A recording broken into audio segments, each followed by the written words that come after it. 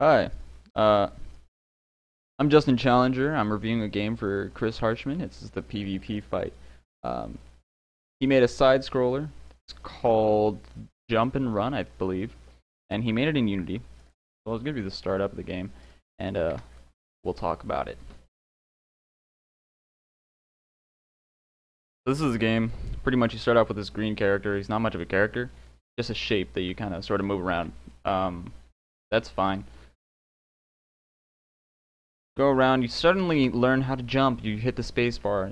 There's no really controls and there's no really visual feedback to say what you're doing is right or wrong. But it's cool. Platforms are labeled, but they're not really labeled by what they do. Like, I mean, you can't really tell that there's a difference between the moving platform and the ground that I'm walking on. They just kind of look the same. Hopefully he uses that to his advantage. So I like this. You get a choice of where I want to go, and oh, that was me dying. You can either take the upper path, which has the enemies, or the lower path, which does something else, I assume.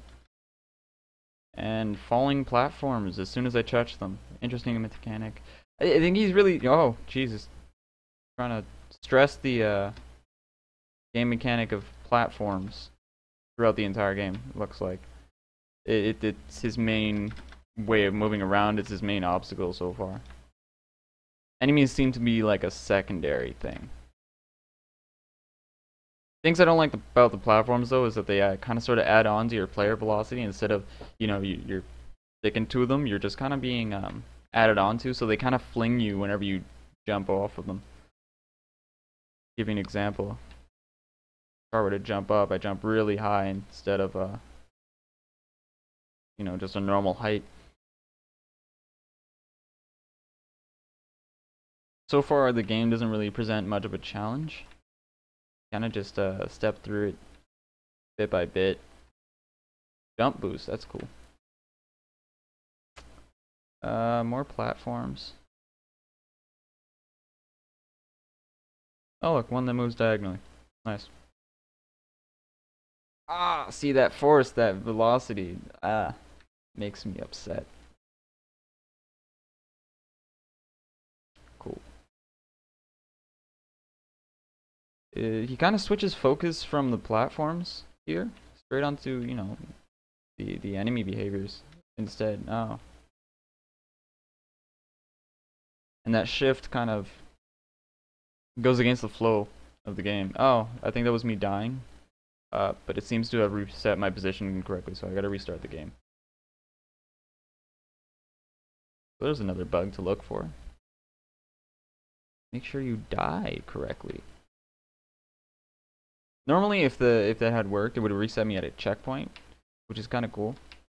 You don't have to redo the entire level whenever you die. Let me try to get past this one. Oh no, that's way too difficult.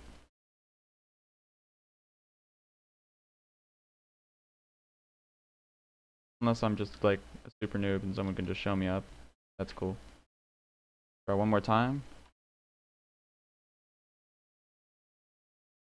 Super jump. Oh no, I can't make it across there. It's really hard. I've done it once before in a previous take. Oh, that's cool. Fall through the floor. Physics, I tell you. But he does have a lot of interesting elements here. The speed boost can really change like how you play. I mean, you can use it slowly and nicely, or you can just try to get through the level as fast as possible. It can present a challenge if you really want the player to slow down and you give them a speed boost, because they can't really control their speed. I don't know, it could be a good obstacle. Jump boost is here. Thing about the boosts is you don't get any visual feedback. You don't really get to know that you actually are using a boost or when it's run out. Other than the timer at the top of the screen, there's nothing. So it's kind of hard for me to tell what's going on powers-wise. A little unfortunate. Kind of makes it difficult to judge whether I have any more jump boosts left, or if I have any more speed boosts left, and should I keep moving, or should I wait? And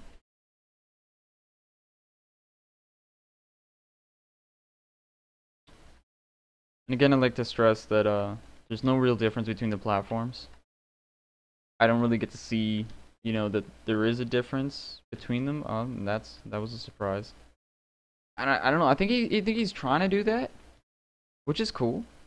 Um, it just makes it more difficult for me. And it looks like that was a lot of space spamming. That's the end of the level. That's cool. I think something he does interesting here is, if I go back a little, is if I do miss that first jump, it's not end all be all. I can still make it to the end of the level. So he's kind of babying you through the level, so you don't have to lose right away. And it seems that he treats a lot of the game like this. It's not meant to be overly difficult. It's a game that's supposed to be played casually.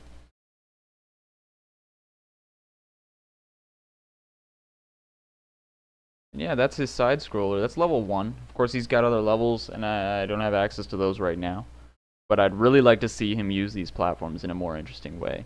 Even if he's using them and they're supposed to look like regular floor, I want to see some surprises. Something that says, oh, well, you know, now it's a wall all of a sudden, or something that changes the way the player gets to complete the level. And because he introduces choices, I think that would be really interesting to see how he could use them in a way that changes the player's choices and how they go about completing a level, or how they would approach a situation. You know, maybe you give them a choice of, you know, you get a speed boost or a jump boost, and they use it accordingly, or you have different types of moving platforms so that they become enemies themselves instead of you know, a separate entity.